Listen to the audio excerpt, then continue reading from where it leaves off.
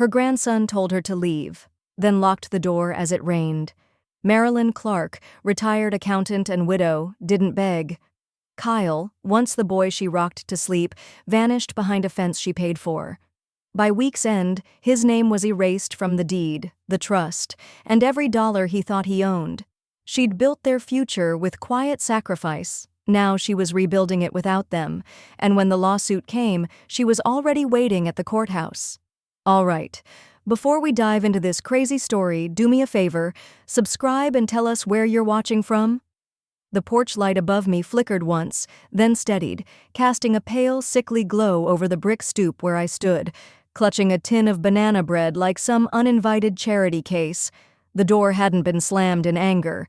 That would have almost been easier to forgive. It was done with purpose, with calculation, like a file drawer being shut on something you no longer needed. And before it closed, Kyle, my grandson, my baby's baby, had looked me straight in the face and said the words that would cling to my skin longer than any slap. "Go back. You don't live here anymore." Then click.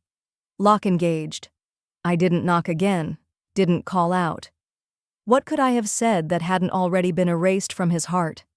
Instead, I stood there, blinking against the first soft drops of rain tapping at my shoulders. The tin in my hands felt suddenly absurd, still warm, wrapped in a ribbon I'd saved from an old Christmas box. I had baked it that morning, even used walnuts because Kyle liked a bit of crunch. Now it felt like a peace offering to a ghost. The rain picked up, light but insistent. A cold wind slid up the sleeves of my cardigan, making my elbows stiffen. Still, I didn't move. I looked at the house, the one I'd deeded to Rachel during her divorce, thinking it would keep her steady, give Kyle roots. The same house where I'd once helped paint the nursery, where I'd rocked Kyle to sleep through teething nights, where I'd set the thermostat to exactly 70 so he wouldn't wake up coughing. Now I wasn't even worth opening the door for. The porch boards creaked under me as I finally turned. My bones ached as I walked back to my car, the sound of gravel crunching beneath my shoes more forgiving than my own family. Inside the car, I sat for a moment, engine off, windshield smeared with rain. My hands trembled against the steering wheel, not from the cold but from something more insidious, disbelief wrapped in humiliation. The tin sat on the passenger seat. I didn't look at it. I drove slowly, each stoplight stretching longer than usual. By the time I reached my townhouse, the street was quiet, the kind of quiet that makes you wonder if the world is done with you too. I slipped off my wet shoes, hung my coat over the radiator, and walked down the hall into the study. The cabinet was old, oak, 3 drawers, each labeled in my careful accountant's handwriting. My fingers hesitated at the middle drawer. Then I pulled it open. Folder after folder, each one catalogued with precision. Utilities, 2019, IRA rollovers, tax archive, Rachel and Kyle. And then, at the very back, the red tabbed one I hadn't touched in years, deed and college trust. My hand hovered over it for a moment. I remembered Kyle as a toddler, tugging on my sleeves, asking for one more story before bed. I remembered him clutching my hand at the zoo after his father left, his voice small. "You're not leaving too, right?" I'd said no, of course not. I'd meant it. I opened the folder.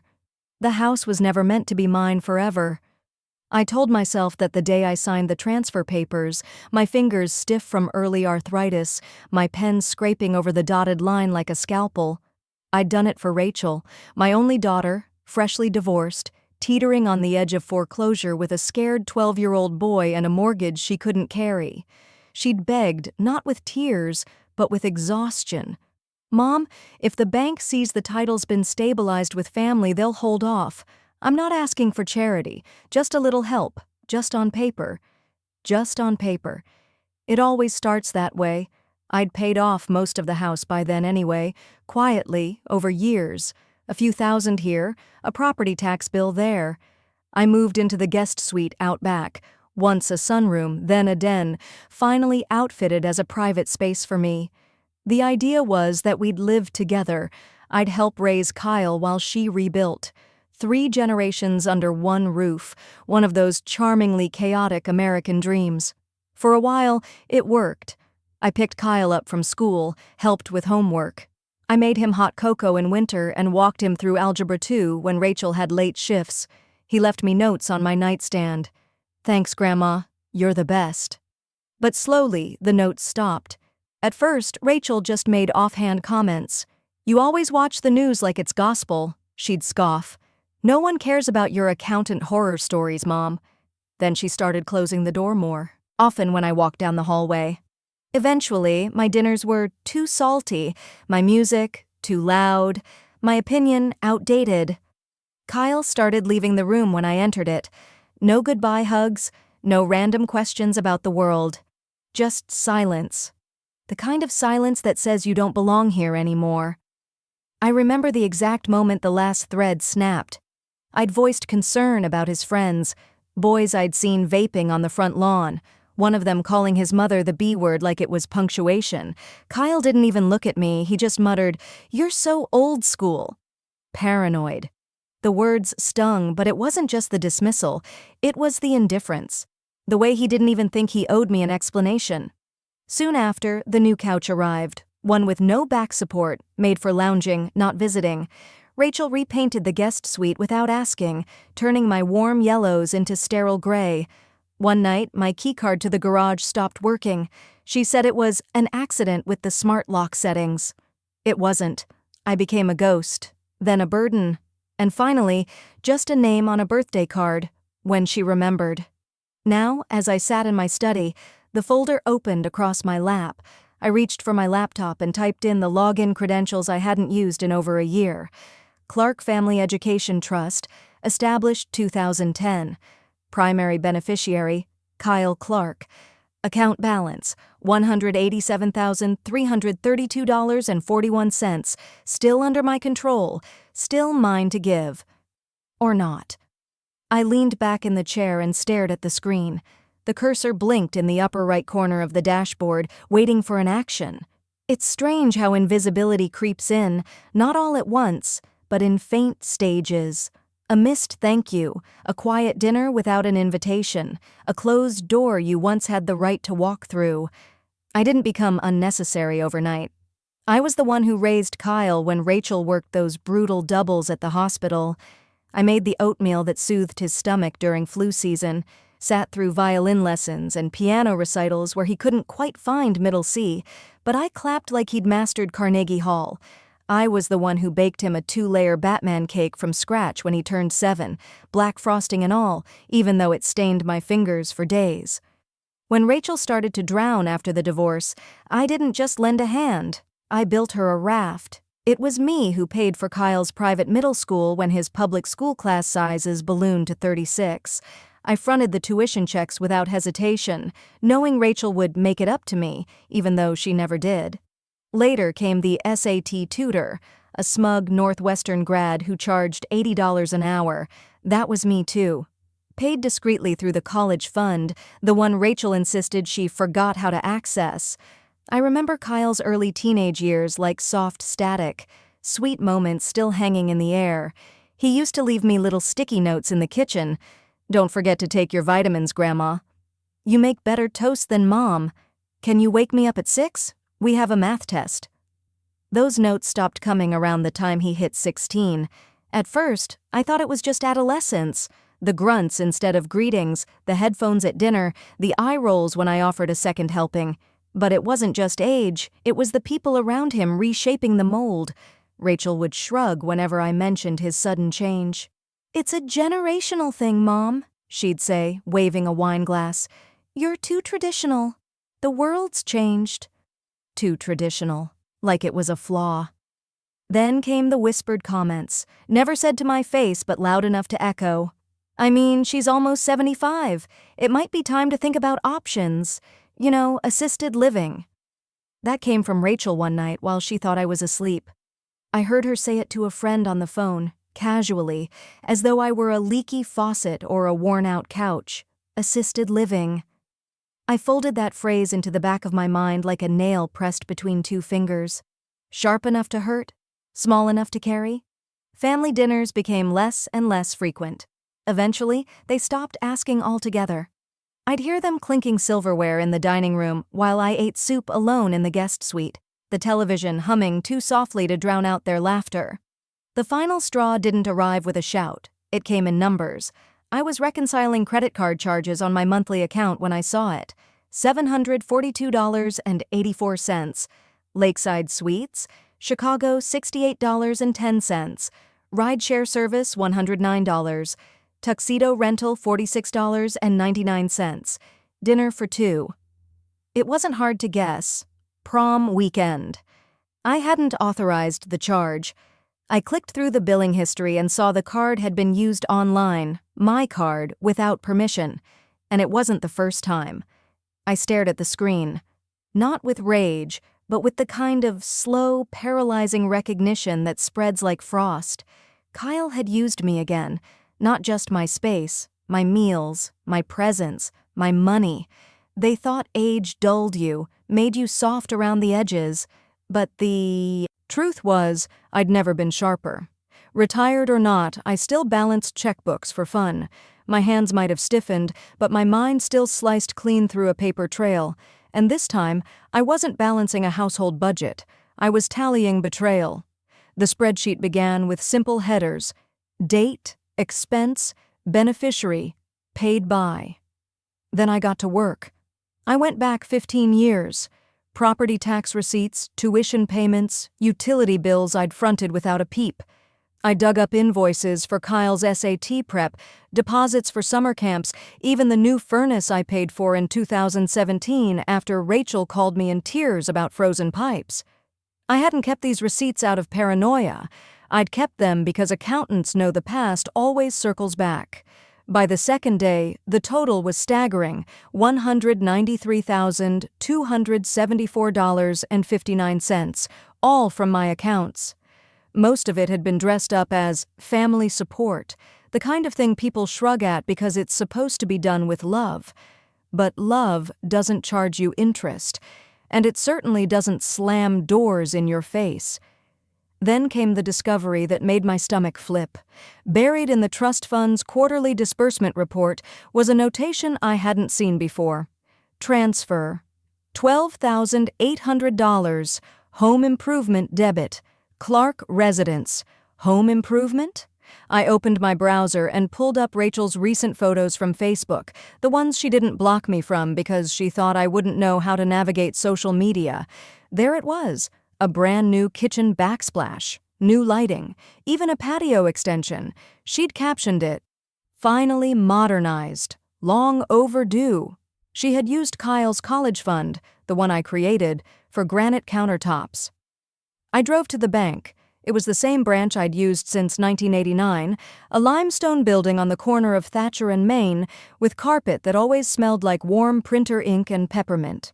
I waited 15 minutes before a young manager with a badge reading Evelyn ushered me into her glass office. I slid the trust ledger across the desk. I need to confirm whether these disbursements were authorized. She scanned it. Her eyes hesitated at the third entry. "According to our records, ma'am," she said, "these were signed by both co-trustees." "There is no second trustee," I said evenly. "I never appointed one." Evelyn blinked, then clicked through several tabs. "Well, the system shows here. Rachel Clark added via cosigner form last June. I'd like to see that form." 10 minutes later, she returned with a scanned PDF. My signature was there, and I hadn't written it. The R in Maryland curved wrong. The cross on the T in Clark was too high. The spacing was off, almost deliberate.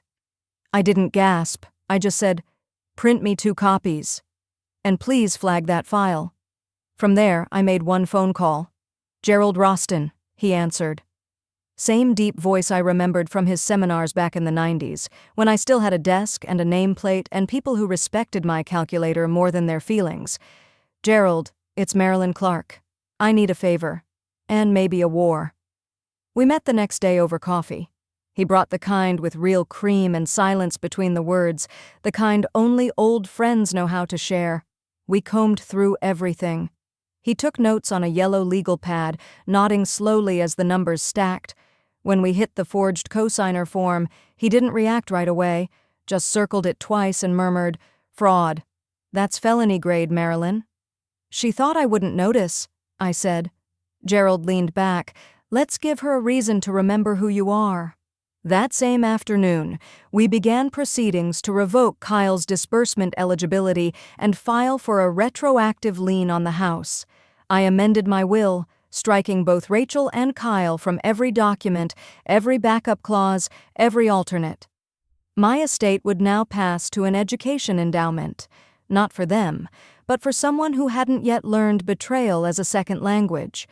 A 7-foot cedar fence now stood between me and the garden I'd spent 16 years cultivating. No warning, no courtesy knock, just new lumber and shadow where sunlight used to spill through rose bushes.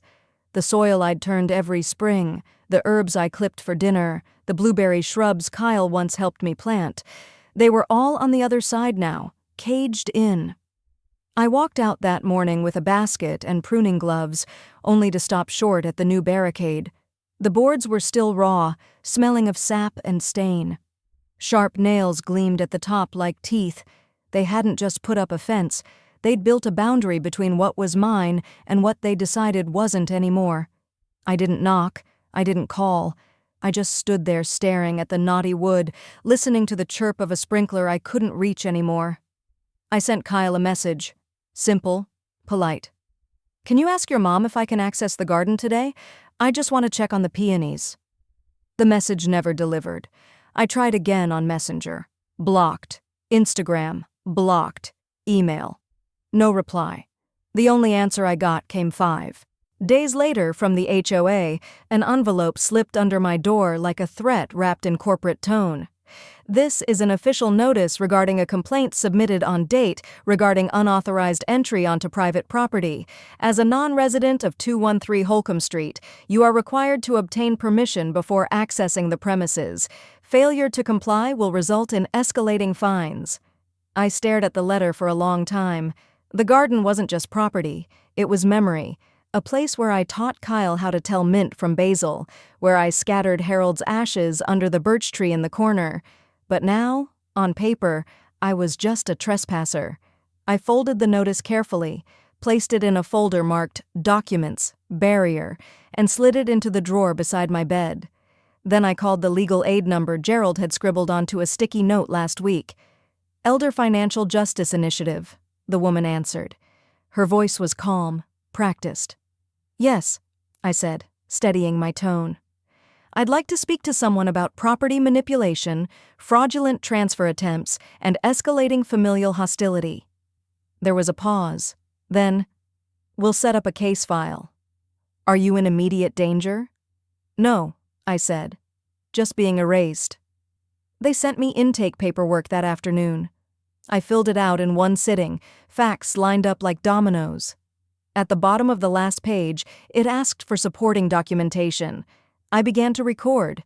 Every time Rachel called a contractor? Voice memo. Every HOA notice? Scanned and saved. Every blocked message and unanswered email? Screenshot, time-stamped.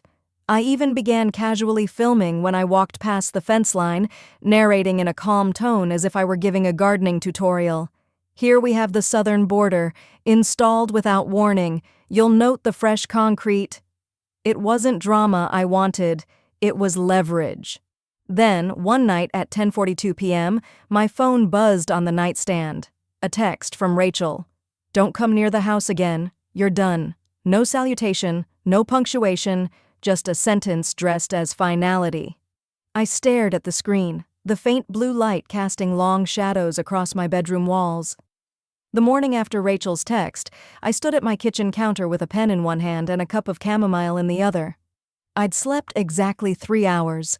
I didn't need more. The new trust document sat in front of me, blank, pristine, waiting to be shaped. I reached for my old ledgers, cracked open my safe, and pulled out the folder labeled Legacy Plan, Revision 1. Time for a second draft. One that didn't leave doors open for people who would only bolt them behind me. Gerald had connected me with a financial trust advisor who specialized in posthumous distribution with legal firewalls. No one would be able to alter this one, not through charm, coercion, or forged cosigner forms. I added provisions that redirected funds not to Rachel or Kyle, but to vetted nonprofits, with strict annual reporting and independent trustees. Every clause was reviewed twice. Then again. By noon, the draft was finalized. By 3, it was notarized. And by 5, I was transferring funds, anonymous donations, silent withdrawals. Nothing traceable, just $5,000 here, $2,200 there, toward literacy programs, women's shelters, and one scholarship in Harold's name at our local community college. None of it touched my emergency reserves. I wasn't reckless. But every dollar was a thread cut from Rachel's imaginary future tapestry. That night, I picked up the phone and dialed a number I had pulled from an admissions directory 3 years ago but never thought I'd use. North Michigan University, admissions office. "Yes," I said. "I'd like to speak with someone regarding a prospective applicant. Kyle Clark." Pause. Click. Another voice. "Hi, this is Emily. I'm the early decision liaison for incoming applicants. How can I help?" "I'm calling as an interested party, guardian adjacent, discreetly." "Is this a financial aid question?" "Not exactly." I lowered my voice, steady. "I just want to understand how sensitive Kyle's application is to household income or instability." More silence. Typing. "Well, we do consider expected family contribution heavily in early decisions," she said carefully. "Major red flags include large debts, unstable housing, legal disputes, or withdrawal of financial support post-acceptance." I smiled into the phone. Good to know. I hung up and added a sticky note to the folder now labeled Leverage Tools. Then came the photos. Not for nostalgia, but to remind me of the history they tried to rewrite. I gathered every family portrait, every holiday card, every art project Kyle made me in 2nd grade, and paired them with copies of the deed transfer documents, notarized forms, and court filings proving I still held ownership over the trust. Facts over feelings, receipts over regret. I scanned it all into a digital file and backed it up twice, one copy for Gerald, one in a fireproof safe under my bed. Later that week, Gerald introduced me to a probate litigator named Nadine Ruiz. Sharp, dry humor, no patience for generational guilt. "Best defense is precision," she said over decaf and lemon bars in her office. "We'll make your position unshakable." "I want irreversible," I said. She nodded. "Then we start the paper trail now." That night I found an envelope on my doorstep. No knock, no signature, just white legal paper folded twice and sealed with an embossed header, "Walker and Ames Family Law." Inside, typed in bold, "Notice of no contact." This serves as formal legal notice that any future attempts by Marilyn Clark to engage directly with Rachel Clark or Kyle Clark may be considered harassment and subject to legal consequence. There was no mention of the garden I'd planted. No acknowledgement of the years I carried them when they had no roof. Just a cold line drawn by someone paid to forget the past. Not because I wasn't angry, not because I wasn't grieving, but because the weight of the truth had finally become heavier than my fear of consequence. The woman on the other end of the Adult Protective Services line had the kind of voice that didn't flinch. Professional, calm, prepared for the worst. "I understand you're alleging financial exploitation by a family member?" she asked, tone clipped. "No," I said, staring at the copy of the forged cosigner form on my dining table. "I'm alleging a campaign of financial erasure. There's a difference." She listened. Took notes. By the end of the call, I had a case number, a file under my name, and a meeting scheduled with a state-assigned investigator. That afternoon, Nadine filed for a legal audit under Michigan statute, Elder Protection Provision. It gave me the right to request full records on any financial instruments tied to my name, including the trust and property title. Within 48 hours, she received a response from the Clark household's legal team, reluctant, delayed, but eventually compliant. She didn't waste time. Nadine showed up at my house with a manila envelope, rain still slicking the sleeves of her blazer. "You need to see this yourself," she said. Inside the packet was a beneficiary amendment dated 6 months ago. Rachel had submitted a notarized form, allegedly signed by me, listing Kyle as the sole successor to the college trust in the event of my incapacitation. I stared at the signature. The M in Marilyn dipped too low. The ink bled slightly around the loops, a telltale sign of a rubber stamp or someone using a guide sheet underneath. "She didn't even bother to fake the pen pressure," I muttered. "That's the thing about House of Cards lies," Nadine said. "They don't need to be good, just fast. But you got here first." She filed an emergency freeze on all pending disbursements from the trust. No withdrawals, no transfers, not a cent until the investigation was resolved. That same evening, Gerald called me from his office. "I've spoken to a deed reassignment consultant. The angle we're using is emotional coercion under elder law. There's precedent for reversals if we can prove psychological manipulation." "I have 15 years of proof," I said. "We'll need a witness," he added, "someone who saw the shift." "I already have names." Still, he hesitated. "You should know, Marilyn, if this goes public, Kyle could lose his scholarship offers, especially if schools find out about his name on that forged document." I didn't speak for a moment. I thought of Kyle's baby teeth, lined in a tiny ceramic jar I still kept in a drawer.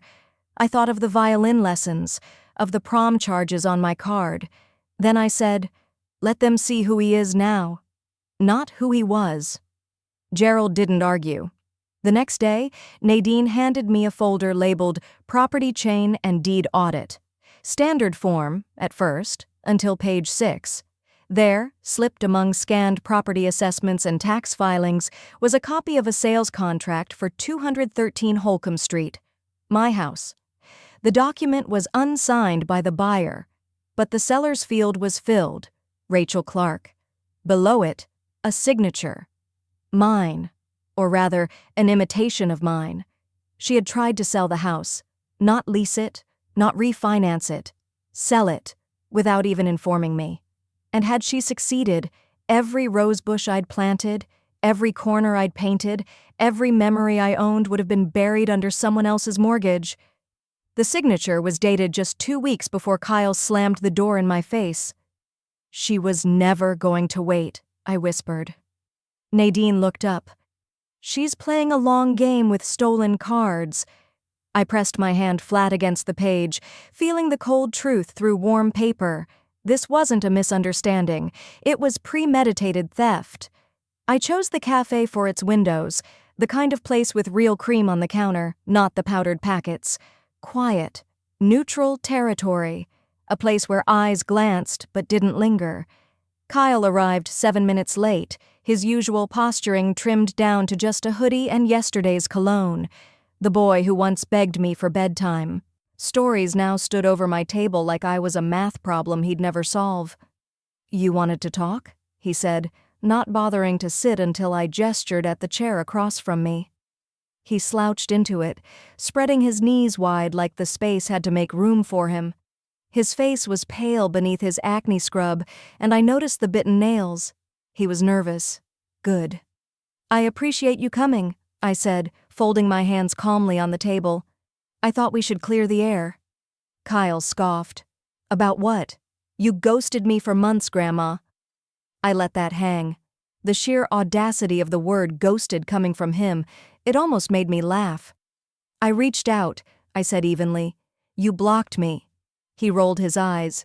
"It was a boundary." "Ah," I said. "Of course." He leaned forward, the bitterness dripping off his voice now. "Do you know how stressful this year's been? Do you have any idea what it's like trying to plan college with everything falling apart at home?" "I imagine it's difficult," I replied, "especially when you're not sure where the money's coming from." Kyle blinked. His jaw twitched. "I counted on that fund, Grandma," he said. "You always said it was mine." "I said it was for your future," I corrected gently. "I never said you were entitled to it, especially not after what's been done to me." He stared at me, searching for the version of me he could still manipulate. He didn't find her. You owe me, he snapped, for everything you didn't do. I tilted my head. Such as? You never stood up to Mom. You let things get this bad. I didn't flinch. Kyle, you're 18, legally an adult, and if you think silence is the same as guilt, you've learned less from me than I feared. I slid a folded brochure across the table. It was for North Michigan's financial aid office. I'd highlighted the section on appeals and independent student status. Apply for aid, I said, meeting his eyes. You'll need it. He slapped the brochure off the table. It landed in someone else's saucer with a splash of chai. You're ruining my future, he hissed, too loud. Heads turned. I kept my voice level. Number you ruined your access to mine. Kyle stood, teeth clenched, fists curled. You've changed. I had to, I said. You didn't leave me any choice. He stormed out, the glass door thudding shut behind him hard enough to rattle the napkin dispenser. I exhaled through my nose, slowly, deliberately. Then I turned to the window. Across the street, Gerald sat at a corner table inside the bakery cafe. He raised his phone slightly, just enough for me to see the red recording dot on the screen. He nodded once. The audio was secure. Kyle had walked into his own deposition. I just checked the box beside Revoke Beneficiary Status, Clark, Kyle, signed my name in blue ink, and slid the papers across Gerald's desk like a finalized spreadsheet. Neat, controlled, precise. He reviewed them silently, his brow furrowed. That's it, he said. Once this is filed, there's no re-entry clause, no future reinstatement. I know, I said, folding my hands in my lap. It's not a punishment, it's just balance. Outside his window, autumn rain tapped gently against the pane. Somewhere down the street, a dog barked and was answered by silence, the kind that follows when a family tree loses a branch it can't reattach. Gerald filed the papers. That same afternoon, Nadine drafted and submitted a civil injunction against Rachel. The language was clean, legal but heavy with implication. Fiduciary fraud, misuse of protected educational assets, forgery of cosigner authorization, attempted property misrepresentation. By the time the courthouse stamped it, Rachel had 6 days to respond before the freeze became permanent. I went home, brewed tea, and called North Michigan's financial office. The woman on the line sounded younger than Kyle, her voice chipper, efficient. Yes, we do have a Kyle Clark listed for early admission. Was there a change in the guarantor status? There is, I said, with the calm of someone confirming a tax deduction. Please consider the previous financial guarantee formally rescinded. You'll be receiving a signed letter within the hour. I'm sure you have procedures for this. A pause. Typing. Then, we do. Thank you for notifying us promptly. I hung up and emailed the letter with a scanned signature and notarization attached. That night, Gerald texted me a single sentence. Public safe summary ready. No names unless forced. No dirt, just clarity. If Rachel took this public, we were prepared. The next morning, my voicemail pinged with a new message. Rachel's voice was ragged, panting like she'd just stormed up a hill to scream from the top. You cold, bitter woman. What the hell did you think you were doing? You just ruined everything. Kyle's dreams, my life. For what? To prove some petty point? I didn't listen to the rest. I watched the seconds count down on the screen, then tapped delete. If she needed someone to blame, she could look in a mirror. But knowing Rachel, mirrors had been decorative for years, never reflective. Later that week, whispers drifted through the neighborhood like cigarette smoke. Did you hear? Something about court filings, property disputes. I always thought that boy was so polite. Shame, real shame. I heard them. I let them talk. I trimmed my hedges and waved at the mailman. I watered the potted lavender on my porch. I gave them no reason to doubt my peace. Let them wonder what storm had passed through the Clark home. Let them ask, but never confirm, because no one would hear it from me. Then, 3 days after filing, I opened my mailbox and found a certified envelope wedged between a gas bill and a donation request from the public radio station. The handwriting on the front was unmistakably his, long loops, angled slant. the same way he used to write thank you notes for birthdays when he was small. I stepped inside, sat at the kitchen table, and slit the envelope open with the same paring knife I'd used to slice apples for his lunchbox. One sheet? Just one? Typed. Formal. To Marilyn Clark, you've destroyed my life. I hope you're proud. Kyle. No greeting. No plea. No remorse. That morning, the house was supposed to be empty. Rachel had switched her work schedule again, an avoidance pattern I knew too well, and Kyle had left for some overnight campus preview in Ann Arbor. I still had the backup key. I never returned it. She never asked. I slipped inside through the garage, just as I used to when I lived in the guest suite. The house still smelled faintly of rosemary and floor polish, and I caught the faint hum of the fridge, the only sound left that hadn't learned to shun me. I didn't linger. My steps were quiet on the hardwood as I made my way to Kyle's room.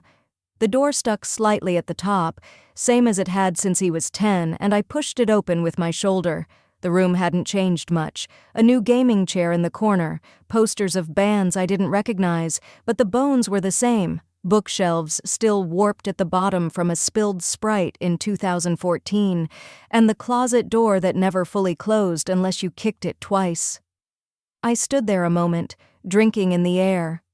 It smelled like eucalyptus laundry detergent, pencil shavings, and dust. The ghost of his childhood lived in that room, curled up in corners even he didn't visit anymore. Then I saw the shoebox. It sat tucked under the bed, light blue with peeling edges and a white ribbon tied around it like a child had once meant it to be a gift. I knelt down slowly, bones creaking, and slid it out. Inside were cards. My cards, all of them. Birthday cards, holiday cards, good luck cards before spelling B's and piano recitals, my handwriting looping across every front. Love always, Grandma, proud of you. You shine. Never forget that. I felt the first crack in my chest. He'd kept them, every single one. Not for show, not for leverage, just kept. My fingers trembled as I lifted one. A handmade card I gave him for his 9th birthday, when we couldn't afford gifts, and I'd drawn a cartoon version of us flying kites on the back lawn. He'd laughed so hard when he opened it. I let myself remember that boy. For 10 whole seconds, I let myself miss him. Then I saw the envelope tucked at the bottom. It wasn't sealed, a torn corner, just a single folded note. I opened it with the tenderness of someone handling a relic. Can't wait to own this house someday. Mom says it'll all be mine. Grandma already kind of lives in the past anyway. The breath left me. It wasn't hate. It was worse. It was entitlement dressed as inevitability. A child raised on the assumption that love was currency, and mine had been spent. I stared at the note for a long time. Then I snapped the box shut. I stood, brushed off my knees, and slid the shoebox back beneath the bed. Let the room hold its truth a while longer. Let it gather dust around his expectations. Back in the kitchen, the fridge still hummed. The silence was no longer thick with nostalgia. It was sharp, clean, unapologetic. When my phone rang, I answered without checking the screen. Marilyn? Gerald's voice was calm, but clipped. We've got the final hearing date. The courtroom was too cold for October, the kind of cold that sinks into your bones, not from the thermostat, but from the tension, calcified in air like invisible frost. The wooden benches smelled of lemon polish and old varnish. Every cough, every shoe scuff echoed off the pale walls like an accusation. Rachel sat 3 rows ahead of me, flanked by her attorney, wearing a charcoal blazer that looked borrowed and a face that didn't. Her makeup was meticulous, so was her mask. Kyle sat behind her, slouched and silent, eyes fixed on the marbled floor. His tie was crooked, his shoes untied. He didn't look up, not once. My fingers rested on the edge of the table. I wasn't trembling. Case number 3186J, the clerk called. Clark versus Clark. Nadine stood and introduced us. The judge nodded, expression unreadable, her gavel untouched. A woman in her late 60s with thin lips and sharper eyes. She didn't look like someone who'd been softened by time. Rachel's attorney began with polished deflections. My client acted under the assumption of verbal consent, he claimed. There was never malicious intent, merely a misunderstanding regarding access to shared familial assets. I didn't look at Rachel, but I heard her shift in her seat, smoothing her skirt like it could erase the paper trail. He kept going. Phrases like good faith, familial gray area, intergenerational ambiguity. When he finally sat, Nadine stood, unfolding her lean frame with the grace of a blade being drawn. We have documented fraud, forged documents, misused trust funds. My client, Marilyn Clark, possesses notarized proof of falsified co-signer agreements and unauthorized attempts to sell property. This is not a misunderstanding, it is systemic exploitation. She laid the papers on the table like bricks. Then the judge looked at me. Mrs. Clark, she said, her voice dry, would you like to make a personal statement before ruling? I rose, slowly, one hand on the table, the other at my side. I'm not here to humiliate anyone, I began steady. But I'm done being erased. Rachel shifted. Kyle didn't move. I gave them everything I had. Money, a home, my time, my trust. I raised a child while his mother rebuilt her life. I poured myself into a future they believed belonged solely to them. And when I no longer served their version of that future, they turned me into an obstacle. I paused. I've spent the last year documenting not just the financial abuse, but the psychological erosion that happens when your worth is reduced to what you can give. My voice held. I don't want their apologies. I want recognition of what they took, and what they tried to steal behind closed doors. I returned to my seat. The judge didn't speak for a full 10 seconds. Then, ruling as follows. Marilyn Clark retains full legal control of all trust assets and property rights. All prior beneficiary additions made without her notarized signature are voided.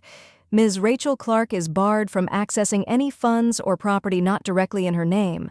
Furthermore, the Educational Trust is hereby redirected to an independent literacy foundation, per the revised will. Her gavel dropped like thunder in a snowfield. Kyle looked up, wide-eyed, as if he'd just come to. Rachel turned to him, something desperate and bitter forming at the corners of her mouth. But no words came. Outside, leaves swirled in circles on the courthouse steps. I stepped into the crisp wind and buttoned my coat. Footsteps followed, then a breath behind me. Grandma, wait. I turned. Kyle stood there, blinking, barehanded in the cold. I messed up. I didn't think it'd go this far. I was scared. I didn't know what Mom— You knew enough to block my number, I said. You knew enough to sign your name next to mine on a forged deed. He opened his mouth, shut it. I'm sorry, he said. Can we fix it? I studied him. This boy shaped by my hands but not my values. No, I said gently. But I already am. His brow furrowed. What does that mean? I reached into my purse and handed him a folded paper, blank on one side, letterhead on the other. State Foster Youth, Higher Education Grant Award Letter, sponsored by M. Clark. She's never had anyone invest in her, I said softly. She didn't expect it. That's why she'll make the most of it. Kyle stared at it. I walked away. The key turned with a soft click. It had once stuck slightly, just enough to remind me I wasn't welcome. This time, it glided cleanly. No resistance, no judgment. I stood in the entryway of my own house, no longer borrowed, no longer loaned. The autumn light streamed through the high front windows, casting quiet ribbons across the hardwood. The silence wasn't empty anymore. It was earned. I moved up the stairs slowly, my hand grazing the familiar banister. Dust floated lazily in the light like memories reluctant to leave. At the top, I paused. The door at the end of the hall was cracked, just slightly. Kyle's room, the one with the dinosaur stickers beneath the paint, the one with a closet that never stayed shut, the one I used to peek into at night, just to make sure his chest still rose and fell. I pushed the door open. It was a museum now, not of things. Most of the furniture was gone, but of absence. Faint outlines on the walls where posters had hung, an empty wire where a lamp used to be clipped, a faint ring of dust where a dresser had stood, undisturbed for years. The air was stale and quiet. It didn't smell like Kyle anymore, just like drywall, wood, and time. I didn't speak. I didn't cry. I simply opened the windows, then walked back downstairs and left the door ajar. For one full day, I let it breathe, let the air move through the space like grief through lungs. It was my small ritual of closure, not dramatic, not loud, just acknowledgement. By the end of the week, the room had a new heartbeat. The books came first, boxes of them, fiction, history, college prep guides, then the shelves, which I assembled myself in the mornings with a screwdriver and aching knees. The scent of sawdust and clean paint filled the room. I chose sage green for the walls, something soft, something neutral, something alive. Susan helped me paint. She brought muffins and laughter and didn't ask about the court hearing, just rolled her sleeves and said, "Start from the corner, always the corner." We played Nina Simone as we worked. Something about her voice seemed right, velvet over iron, like Marilyn Clark 2.0. The idea had started small. A tutoring space for neighborhood kids, a few quiet hours a week. Then it grew. The room upstairs became a sanctuary for students who had nowhere else to study. Noisy houses, younger siblings, shared rooms. It gave them walls they could lean into, respect they could feel. A teenage boy named Jordan, 15 and shy, started showing up early. He helped shelve books and never said much. But he always stayed late and always made sure the chairs were pushed in. One afternoon, he left a thank you note folded under a geometry textbook. "This place helps me think better." That meant more than any apology I never got. Then one rainy evening, I was vacuuming under the bed when the corner of the rug lifted slightly. I bent down to adjust it, but something sharp snagged my finger. It was an envelope, wedged under the edge of the carpet pad. The paper was warped, its seal cracked from moisture. Some letters ask for forgiveness, others ask for a way back in. This one did both, and got neither. I sat at my writing desk in the back room, the one that used to be Kyle's library. The walls were still sage green, the light still pooled golden in the afternoon, but the air had thickened since I found the envelope under the carpet. It was worn along the edges, folded carefully, labeled in pen. "I'm sorry." I opened it slowly, not out of sentiment but caution. I already knew some apologies came dressed in guilt but walked like blame. "Grandma, I don't know if you'll read this. I hope you do. I'm sorry for how I treated you. I was stupid and angry, and I let Mom tell me who you were instead of remembering it myself. But you hurt me too. Cutting me off like that, it felt like being orphaned. I know I messed up, but I didn't know how much until I saw what you built without me. The library, the trust, the girl you're helping now. If I could do it differently, I would, but maybe that doesn't matter now." Still, I had to say it. "Kyle." The apology clung to the page, sincere in patches, self-pitying in others. I didn't cry. I didn't even feel anger. Just a quiet, measured ache for the child he had once been, and the stranger he'd become. I didn't respond, not because I wanted him to suffer, but because the cost of contact was too high. I had rebuilt something in the ashes of that loss, something clean, something intentional. Forgiveness, I'd come to learn, is a private act. It doesn't always require a reunion. Upstairs, the repurposed library was thriving. What started as a one-room reading nook had become a steady heartbeat for the community. Students came and went with backpacks sagging and minds buzzing.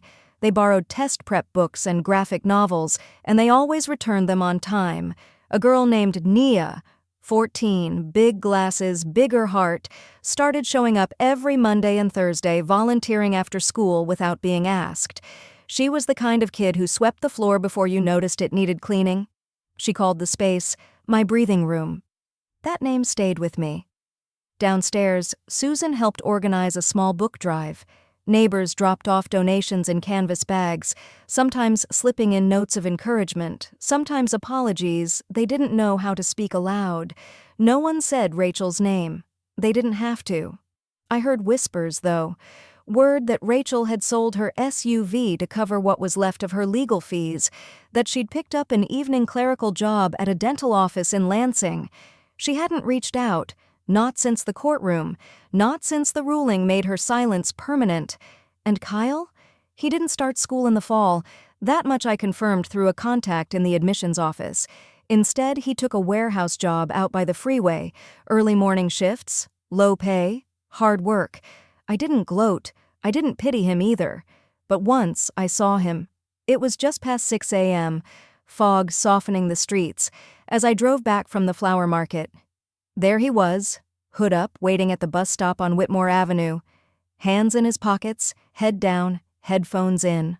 Older, smaller. I didn't stop. Not because I didn't care, but because I finally did. For myself. Some distances shouldn't be closed.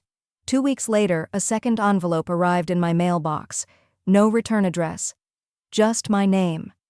Inside, one sentence. If you ever want to talk, I'll listen. I mean it this time. I stared at it for a moment, then walked to my office, slid it into the desk drawer, and shut it gently. Not out of rage, not out of hope. Just closure. The printer hummed as it fed the final page through, my signature drying in quiet black ink. It was official now. The house I once gave away in the name of love would belong to strangers. Not in blood, but in purpose. I sat back in my chair, heart still but not cold. The new will, freshly notarized and sealed, left everything, the house, its contents, the garden, even the upstairs library, to the Michigan Literacy Trust, a nonprofit that built futures for kids with no one to read to them at night. There was no mention of Rachel, no clause for Kyle, not even a line offering reconciliation. The legal title had weight, but the emotional deed, the one written in Sunday mornings, soft pancakes, backyard giggles, was untitled now, ungiven, and in that space, peace bloomed. Outside, the late October sky was soft with cloud cover, just enough breeze to lift the garden wind chimes in slow, silvery whispers. Susan was already setting up chairs on the front lawn for my birthday gathering. 75. A milestone I once expected to celebrate in the company of 3 generations. Instead, I'd invited neighbors, friends, students from the library upstairs, the people who'd seen me rebuild, not the ones who watched me unravel and stayed silent. By 4 o'clock, the driveway was full. Lawn chairs unfolded like blooming petals across the yard. Someone brought cider, someone else brought cinnamon rolls. Laughter rose in small, genuine bursts, none of it forced, none of it staged. I wore my favorite deep blue sweater and my late husband's wristwatch, its leather worn but steady. Susan clinked her glass with a spoon, smiling like a woman who knew how to keep secrets and light up a room at once. "A moment for the birthday girl," she said. I stood just for a minute. "I used to think legacy was about names on mailboxes," I said, "or whose picture gets hung in the hallway, but I've learned your legacy lives in how you endure, in what you protect, in what you plant, even if you don't live to see it bloom." A few people clapped. One girl near the back wiped a tear. "It wasn't always easy," I added, voice unwavering, "but it was always mine to fight for." Susan raised her glass. "To the one who didn't flinch." Laughter followed. So did warmth. That night, when the last chair was folded and the final slice of cake had vanished, I lit a fire in the old stone fireplace. The kind of crackling warmth that didn't chase shadows, just reminded you'd survived them. I opened the file cabinet one last time, reached into the manila folder labeled Original Deed, Clark Residence. The paper was thick, its edges dulled by years, corners still etched with the notary stamp that once made me proud, once made me vulnerable. I fed it to the flame. The fire took its time. The edges curled slowly, black lace dancing along ivory. My name dissolved second, Rachel's last. Then the house itself, line by line, turned to memory. The room smelled of paper, pine, and resolution. I didn't feel lighter. I felt rooted. There was a time I thought loss had no ledger, that some betrayals were too deep to balance. but sitting at my kitchen table that morning, a soft mug of coffee warming both my hands and my resolve, I realized I had been keeping a ledger all along. Not with numbers, not with dollars, with boundaries, with silence, with choices. The sun slanted through the kitchen window just right, touching the old wood floor with gold. The same light used to hit Kyle's cereal bowl as he kicked his legs under the table, asking me how long dinosaurs lived. Now that light didn't ache, it just landed. I opened my leather-bound journal, the one I'd started the day after the door slammed in my face. Inside, dog-eared corners, coffee rings, and lists in tiny, orderly columns, wounds and victories alike. On the fourth-to-last page, I paused. There, in looping ink and steadier handwriting than I remembered having at the time, was a line I had once written in rage, but now read with quiet satisfaction. He slammed the door. I opened the rest. I bookmarked it with a pressed sprig of rosemary and set the journal down. The phone rang, once, then again. I picked up. "Marilyn Clark?" The voice on the other end was young, nervous but lit from within. "Hi, I hope I'm not bothering you. My name's Talia. I think I'm the student you sponsored through the Clark grant?" I blinked. "Yes, I remember. I just got in. I got into Michigan Central on full scholarship, plus your support. I'm studying education. I want to teach, like my caseworker did. I wanted to say thank you. I know we haven't met, but you changed my life." For a moment, I didn't speak. I just closed my eyes and let her words settle, soft as falling petals. "I'm proud of you, Talia," I said. "Don't let anyone shrink your worth to what they expect from you." "I won't," she promised, and I believed her. After we hung up, I stepped outside. The air was warm for November, as if Michigan itself had paused to catch its breath. The roses were blooming again in the garden, fewer than before, but bolder. The kind of bloom that only returns after you've torn everything dead from the root. I walked barefoot through the yard, the soil still cool but no longer harsh. My fingers trailed the heads of marigolds, the vines curling along the lattice with quiet purpose. Nature didn't hold grudges, it just regrew. Then I found myself standing before the side door, the one he slammed, the one that made the house feel less like home and more like a line drawn in wood. It still bore the faint scratch from where my ring caught on it, still held the dent from his heel. I didn't reach for the knob, didn't test if it still stuck, didn't need to. I looked at it, really looked, and saw what it was now. Just a door, not an ending, not an omen. "Goodbye, child," I whispered, not bitter, not broken, just finished. I turned, not back toward the house, but toward the future I had built from what remained, toward the blooming, toward the girl I'd never met but had somehow raised with a signature and a decision, toward peace.